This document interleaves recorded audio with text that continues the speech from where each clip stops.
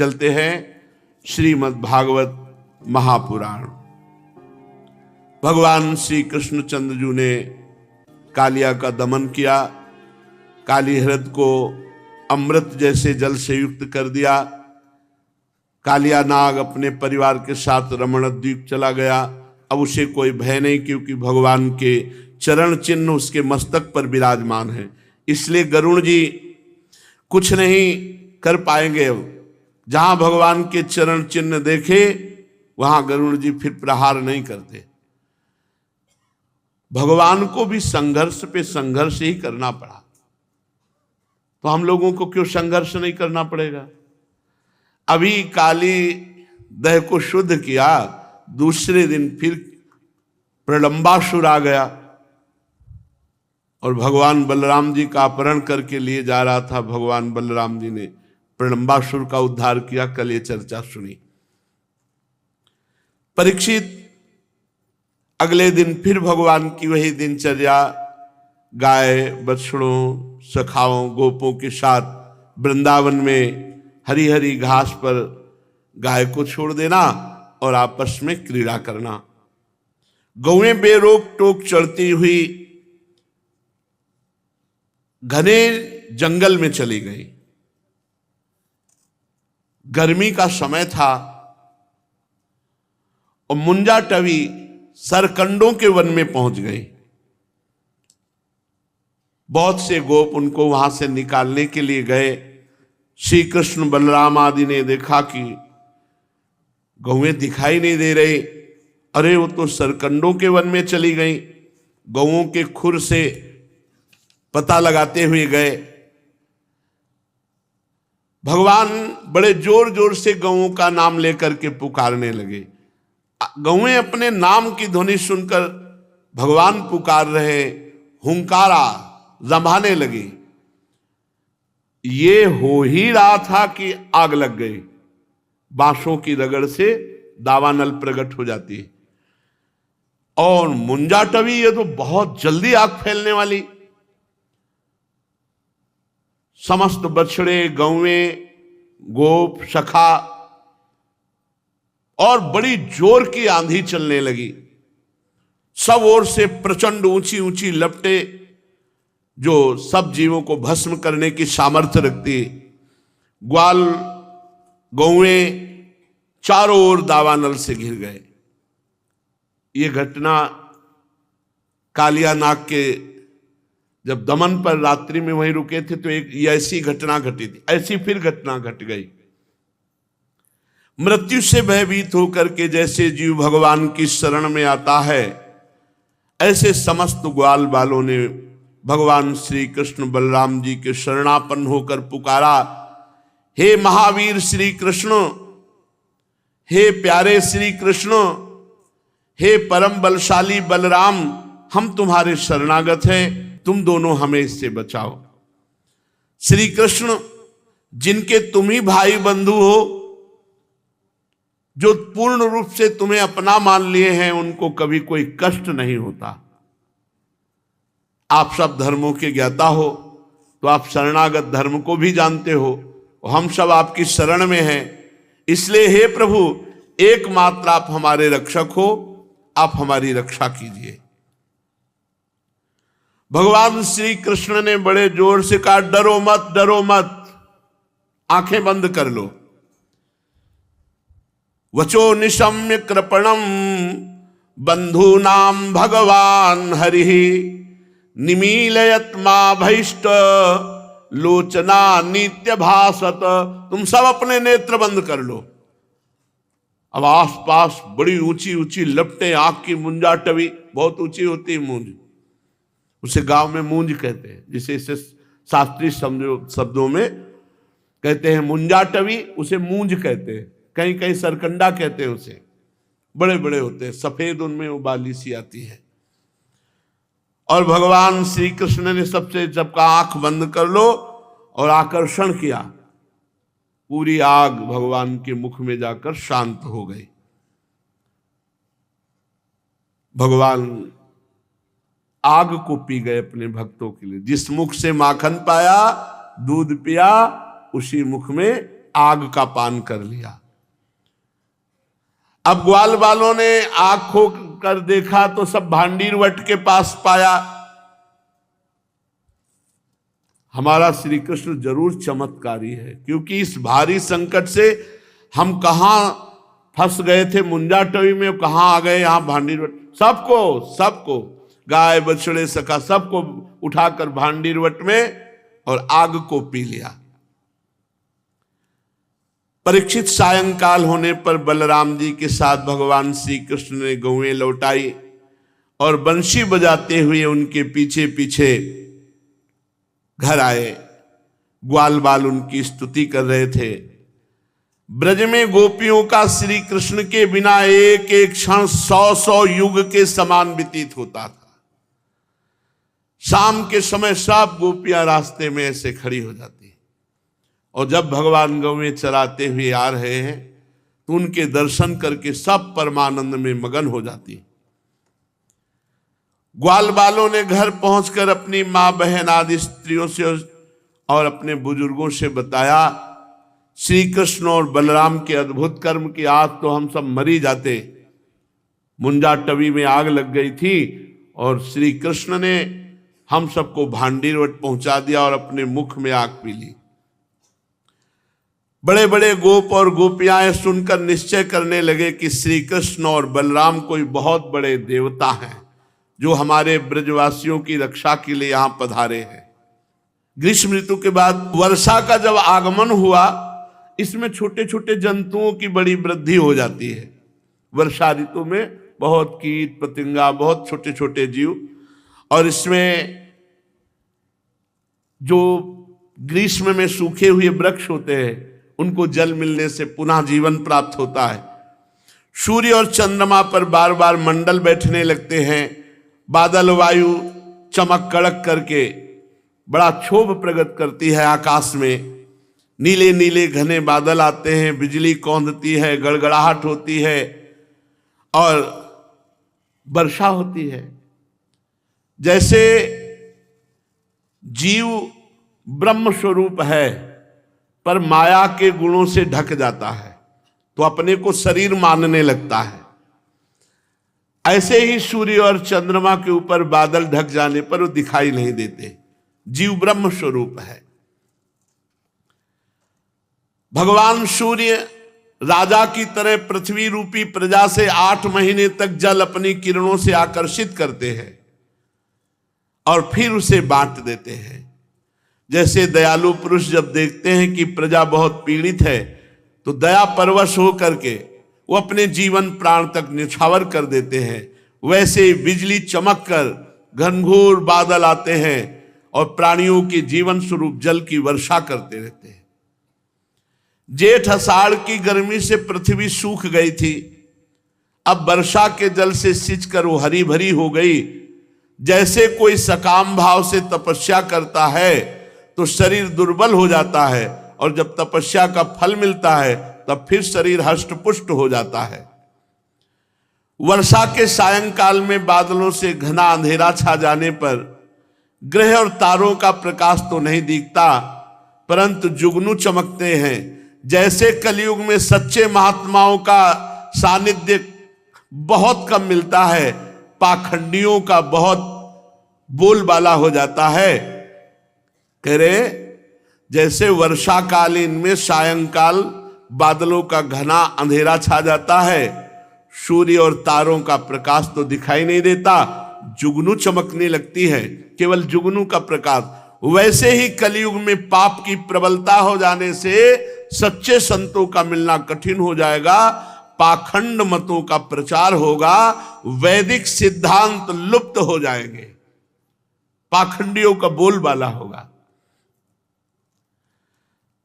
जो मेढक पहले चुपचाप मिट्टी में घुसे हुए सो रहे थे, जे ही वर्षा हुई सब बाहर निकल पड़े और टर टर टर टर ऐसे आवाज करने लगे, जैसे नित्य नियम से निवृत्त होने पर गुरु के आदेशानुसार ब्रह्मचारी लोग वेद पाठ करते हैं।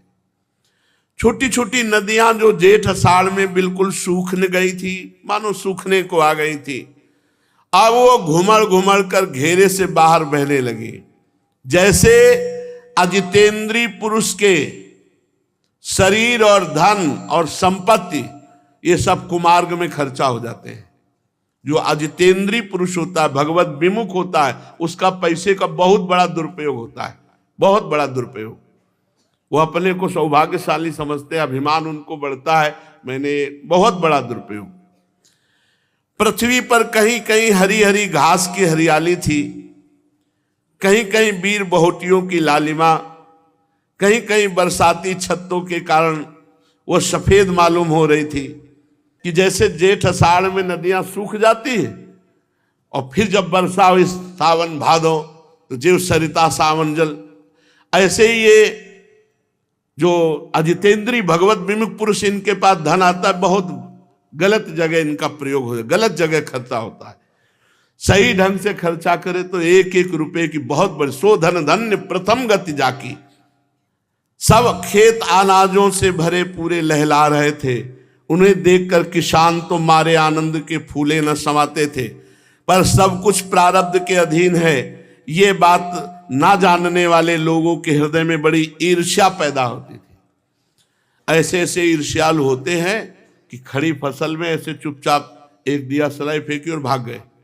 अब किसी को क्या पता, अब पूरी खेती उसकी जल गई, अब उसके घर में क्या होगा। जैसे सरसों की खेती थी ना, सरसों, अब बादल आ गए शाम के और सुबह सरसों काटनी, पूरा परिवार उदास बैठा है, हे भगवान वर्षा मत कर देना। अगर वर्षा हुई, सरसों भींजी जो पकी खड़ी, सुबह जो ही सूर्योदय होगा तो पहली किरण में खिल जाएगी ऐसी कली और सब सरसों बिखर जाएगी, पूरा फसल नष्ट। किसान बहुत बहुत तपस्वी होता है, बहुत मेहनती। अब तो चल गए ट्रैक्टर, नहीं एक फार का हल था, सुबह 2 बजे से लगे 11 बजे तक जोत रहे, तब जाके कितना जुतता।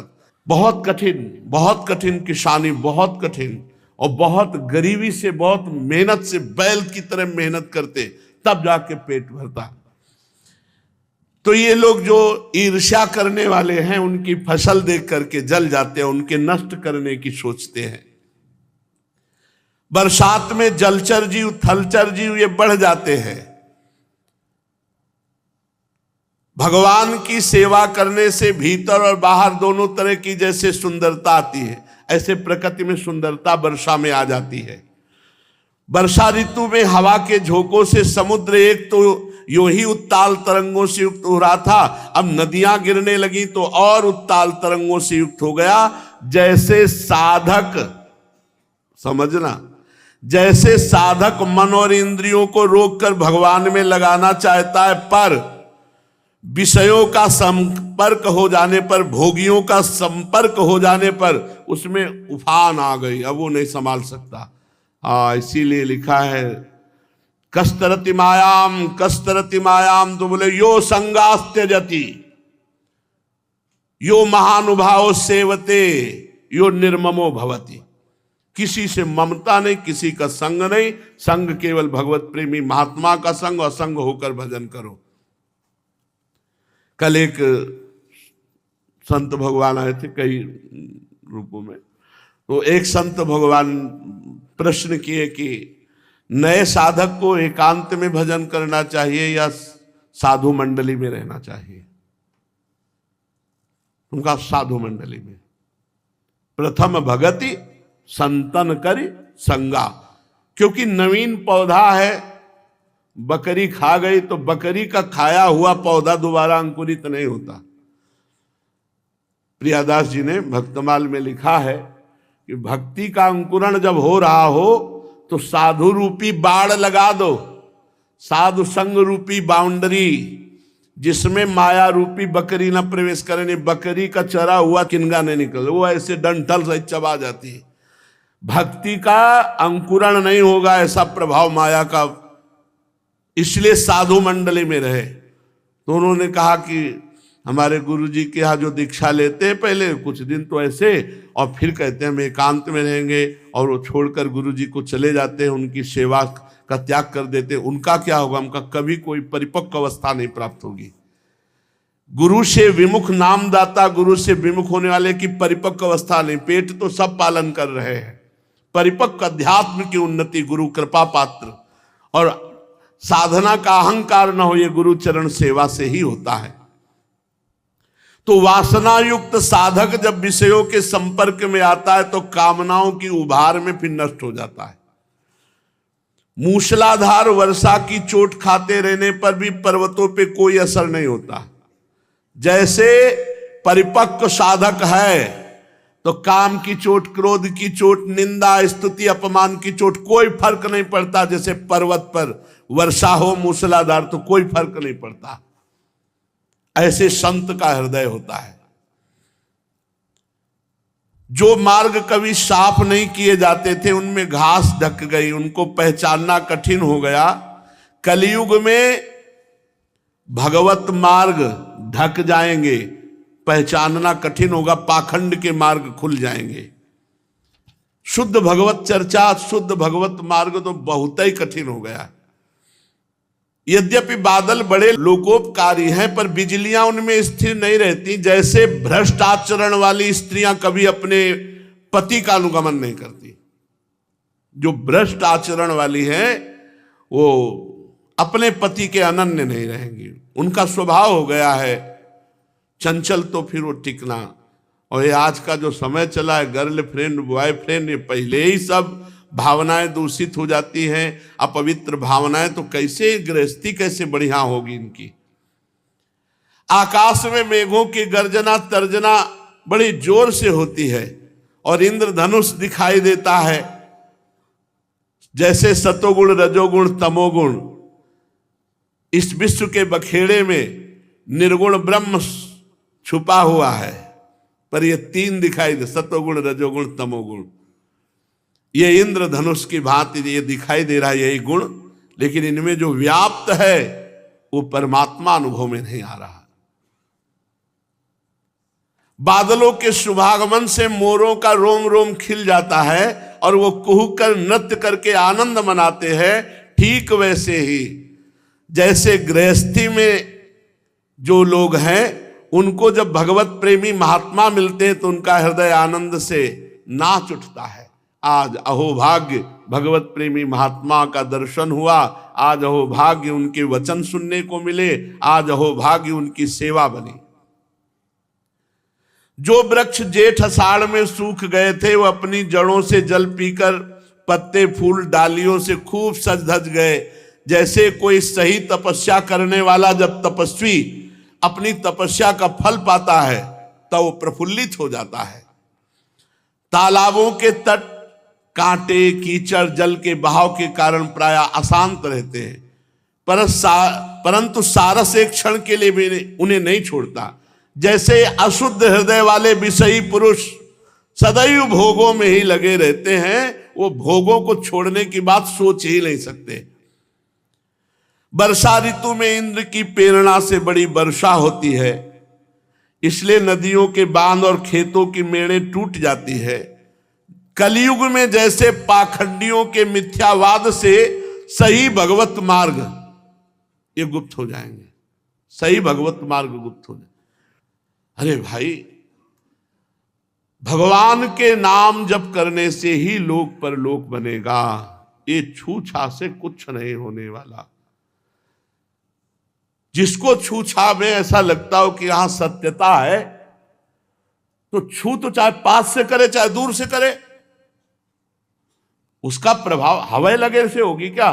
मंत्र का तो प्रभाव ऐसा है कि यहां पृथ्वी लोक में यज्ञ हो रही थी, देवराज इंद्र के पावे में था, तक्षक स्वाहा बोला तो ऊपर से चला आया। मंत्र में तो इतनी बड़ी शक्ति। हमारा प्रारब्ध क्षय हुआ तो हम ठीक हो जाएंगे, हमारा प्रारब्ध क्षय नहीं हुआ तो कोई ना डॉक्टर ठीक कर सकता है ना कोई छूछा ठीक कर सकता है। प्रारब्ध बड़ा बलवान होता है, प्रारब्ध को मिटाया नहीं जा सकता, केवल भजन के द्वारा ही उसको सहा जा सकता है, रोका थोड़ा जा सकता है, अधिक को कम में किया जा सकता है। मिटाया, पूर्ण मिटाना बड़ा कठिन है प्रारब्ध को, और जो मिटाने के सामर्थ्य रखते हैं उनको ज्ञान हो जाता है, फिर वो मिटाते नहीं। इसलिए कहते कलयुग में ये पाखंडियों का बोलबाला हो जाएगा। बड़ा विचित्र खेल है, बड़ा विचित्र खेल। एक बरगदिया बाबा थे, उनके पैर में कछुआ काट खाया, वहां कीड़ा पड़ गए तो पूरा पैर सड़ रहा था, और ब्रह्मबोध संपन्न महापुरुष थे। आप कैसे समझते हो? प्रारब्ध भोग बड़े बड़े को भोगना पड़ता है। इसलिए कह रहे कि कलयुग में पाखंडियों का मत चलेगा, चलेगा, दौड़ेगा पक्का। और रात दिन माला चलाओ, भजन करो, सत्य मार्ग में चलो, भगवान के मार्ग में चलो जो अविनाशी है, त्रिकाल में कभी धोखा नहीं हो सकता। इसमें विश्वास नहीं होगा, इसमें विश्वास। सबको ऐसा लगता है कि हम कुछ ले दे के बाबा जी को और हम भोगे भोग और बाबा जी करे योग और हम कुछ फल फूल रुपया दे दे और खूब चकाचक रहे। नहीं भाई, ऐसा विधान नहीं है। अवश्य में वो भोक्तव्यम कृतम कर्म शुभाशुभम, को न काहू के सुख दुख कर दाता और निज कृत कर्म भोग सुन भ्राता। अपने कर्म को भोगना पड़ेगा। इसलिए भगवान का नाम जप, भगवान की मंत्र जप, भगवान की सेवा, भगवान के भक्तों की आराधना, ये बात तो हमारी समझ में आती, लेकिन ये समझ में नहीं आती कि कोई तुम्हें छू कर देगा तुम सिद्ध हो जाओगे, ऐसा नहीं। बहुत देखो कर्म कितना प्रबल है। हठ कर लिया आत्मदेव ने भागवत में प्रारंभ में कि या तो पुत्र देव नहीं तुम तुम्हारे सामने मर जाएंगे। तो संत भगवान ने एक फल दिया। अब उनके भाग्य को पढ़ के बता रहे थे 7 जन्म तक तुम्हारे संतान नहीं है। तो क्या हुआ, फल लेके गए तो उनकी पत्नी धुंधुली ने फल नहीं खाया, गाय को खवा दिया। देखा ना प्रारब्ध कैसा बुद्धि बदल दी कि इतना सिद्ध फल वो गाय खवा दिया अपने, और उनके नहीं हुआ, बहन का लेकर के धुंधकारी। जैसे वायु की प्रेरणा से घने बादल प्राणियों के लिए अमृत में जल की वर्षा करते हैं, ऐसे कभी कभी बड़े संत जन धनी लोगों को आदेश दे करके गरीबों की सेवा कराते हैं। धनी लोगों से धन लेकर गरीबों की सेवा में लगाना या धनी लोगों को आदेश देकर गरीबों की सेवा में लगाना। ऐसे ऐसे लोग हैं जिनको दवाई के पैसे की व्यवस्था नहीं, ऐसे वृद्ध हैं जिनकी सेवा कोई करने वाला नहीं, ऐसी माताएं वृद्ध हैं जिनको बहुत कष्ट मिल रहा है। धन हो तो ये करना चाहिए। 10-5 ऐसे सेवक रख ले और वयोवृद्धों लोगों को रखकर उनकी सेवा करवावे, औषधि करवावे। ऐसे ये सब धन के उत्तम है। सो धन धन्य प्रथम गति जाकी।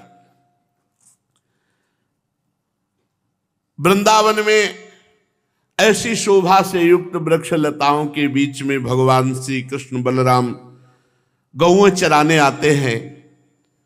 खूब हरी हरी घास गौएं चरते हो, बड़े बड़े थन सब दूध से भरे हुए। और भगवान श्री कृष्ण जब उनका नाम लेकर पुकारते हैं तब प्रेम परवश होकर वो दौड़ी हुई भगवान के पास आती है। तो अति शीघ्रता के कारण उनके दुग्ध से वृंदावन की भूमि सिंचित जाती है। वनवासी भील और भीलिनियां भी बड़ी आनंदित हैं।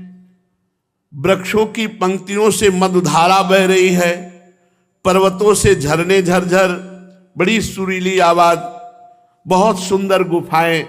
तो जब वर्षा होती है तो भगवान गुफाओं में छिप जाते हैं, किसी खोड़र में छिप जाते हैं और कंदमूल फल पाकर सखाओं के साथ कभी कभी जल वर्षा में खेलते हैं। वर्षा हो रही और भगवान कृष्ण बलराम सखा सब जल में भींजते हुए खेलते। कभी किसी चट्टान पर खुली बैठ जाते हैं, कभी ग्वाल बालों के साथ मिलकर घर से लाया हुआ दही भात दाल शाक आदि खाते हैं। वर्षा ऋतु में बैल बछड़े थनों के भारी भार से थकी हुई गौएं ये सब बहुत जल्दी से घास चर लेती, हरी हरी घास पर बैठकर आंख मूंद कर जुगाली करती रहती।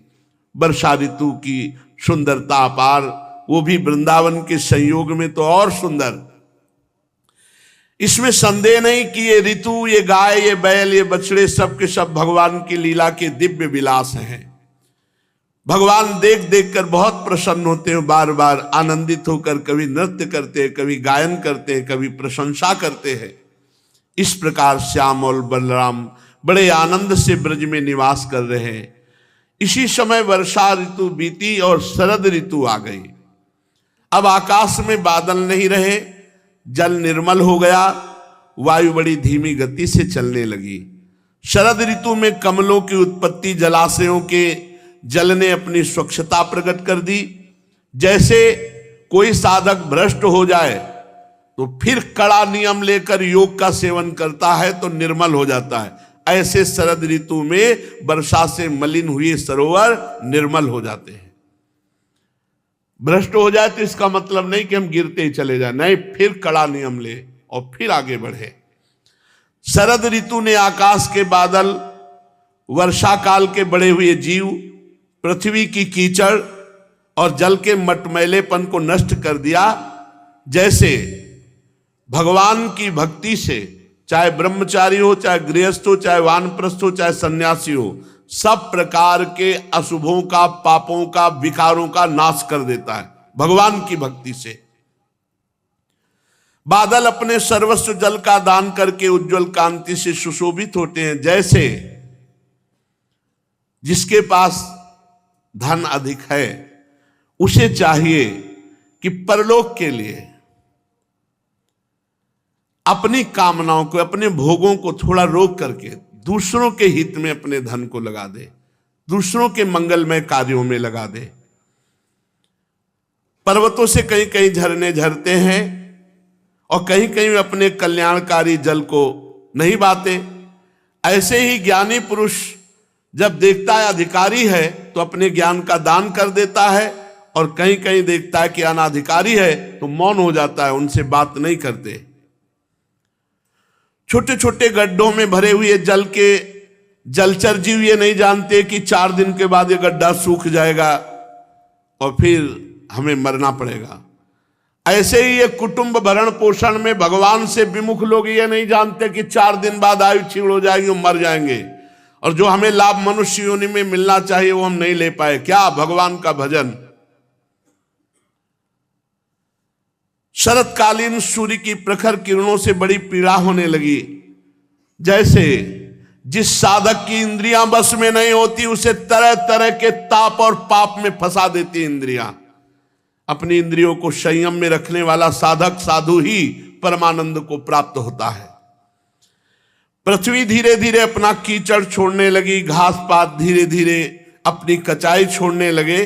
जैसे विवेक संपन्न साधक धीरे धीरे अनात्म पदार्थों का त्याग कर अपनी आत्मा में स्थित हो जाता है।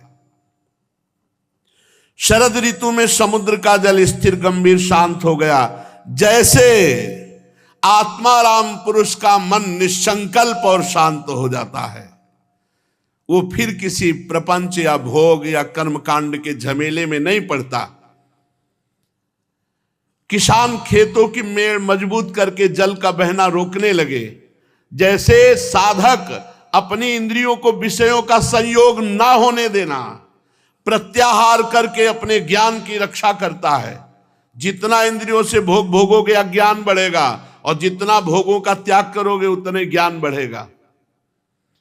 शरद ऋतु में दिन के समय बड़ी कड़ी धूप होती है, लोगों को बहुत कष्ट होता है, परंतु रात्रि के समय चंद्रमा प्रकाशित होकर संताप को वैसे ही हर लेता है। जैसे देहाभिमानी को साधना में दुख होता है और जब भगवत प्राप्ति होती तो परमानंद में निमग्न हो जाता है। इसलिए संसार के भोगों में मनोरंजन न करके भगवान की तरफ बढ़ो। ये थोड़ा दुख है, इसके बाद महासुख है, और संसार की तरफ दुख ही दुख है। दुखालयम शाश्वतम। फूलों से लदे हुए वृक्ष और लताओं में होकर बड़ी हुई सुंदर वायु बहती है, ना अधिक ठंडी ना अधिक गर्मी। उस वायु के स्पर्श से सबकी जलन तो मिट जाती है, परंतु गोपियों की जलन और भी बढ़ जाती है, क्योंकि उनका चित्त श्री कृष्ण ने चुरा लिया है। शरद ऋतु में बड़ी सुंदर शोभा, उसी शोभा में श्री कृष्ण प्रेम की उन्मत्तता। परीक्षित जैसे राजा के शुभागमन से डाकू चोरों के सिवा सब लोग निर्भय हो जाते हैं, वैसे सूर्योदय के कारण कुमुदनी के अतिरिक्त और सभी प्रकार के कमल खिल गए। बड़े बड़े शहरों गांवों में नवान्न प्राशन इंद्र संबंधी उत्सव होने लगे। खेतों में अनाज पक गए। भगवान श्री कृष्ण बलराम जी की उपस्थिति से वृंदावन दिव्य शोभा से युक्त है। साधना करके सिद्ध हुए पुरुष जैसे समय आने पर अपने भगवत शरीरों को प्राप्त करके महाआनंद में स्थित होते हैं, वैसे ही सन्यासी, राजा, स्नातक, व्यापारी जो वर्षा के कारण एक स्थान पर रुके हुए थे, वहां से चलकर अपने अपने अभीष्ट कार्य की ओर। बड़ा सुंदर वृंदावन है और लालजू की बड़ी सुंदर बंसी बज रही है। उस वंशी को सुन करके जो गोपियों के हृदय में भाव आ रहा है वो वर्णन करते हैं, इसे वेणु गीत कहते हैं। इसकी चर्चा आगे करेंगे। श्री राधा वल्लभ लाल की जय।